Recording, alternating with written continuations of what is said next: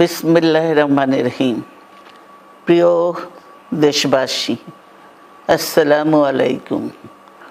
রক্তস্নাত July August 1 বছর পর আমাদের মাঝে ফিরে এসেছে।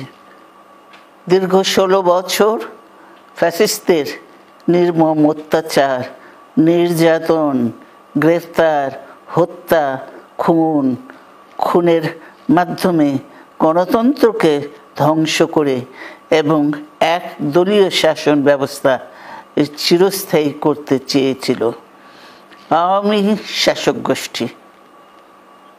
ছাত্র জনতার সম্মিলিত অভ্যুত্থানের মধ্যে দিয়ে ফ্যাসিবাদদের পতন ঘটেছে। সুযোগ সৃষ্টি হয়েছে নতুন করে বাংলাদেশকে গড়বার। এই আন্দোলনে যারা শহীদ হয়েছেন তাদের জানাচ্ছি আন্তরিক শ্রদ্ধা, আহতদের সমবেদনা। তাদের এই আত্মত্যাগ জাতি চিরকাল মনে রাখবে। গুম, খুন, বিচার বহির্ভূত হত্যার শিকার যারা হয়েছেন তাদের তালিকা প্রস্তুত করতে হবে।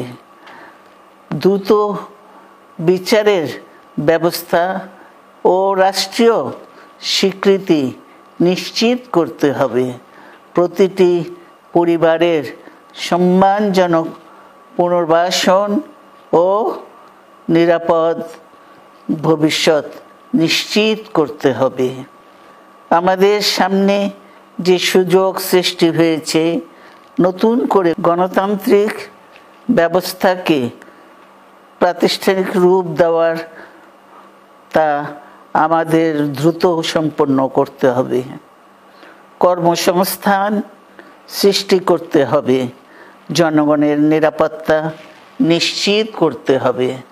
সর্বোপরি বাংলাদেশের স্বাধীনতা, সার্বভৌমত্বকে রক্ষা করতে হবে যে কোনো মূল্যে।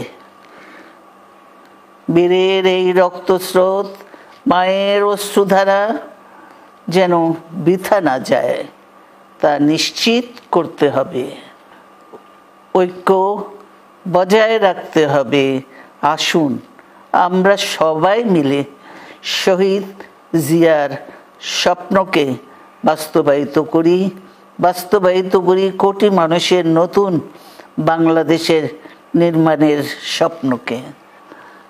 আল্লাহ হাফেজ। বাংলাদেশ জিন্দাবাদ। জুলাই অভ্যুত্থানের 1 বছর পূর্তি উপলক্ষে বেগম খালেদা জিয়া চীনমূর্তি সম্মেলন কেন্দ্রে বিএনপির আয়োজিত সভায় বক্তৃতা করছেন জুলাই ঐক্যের উদ্দেশ্যে।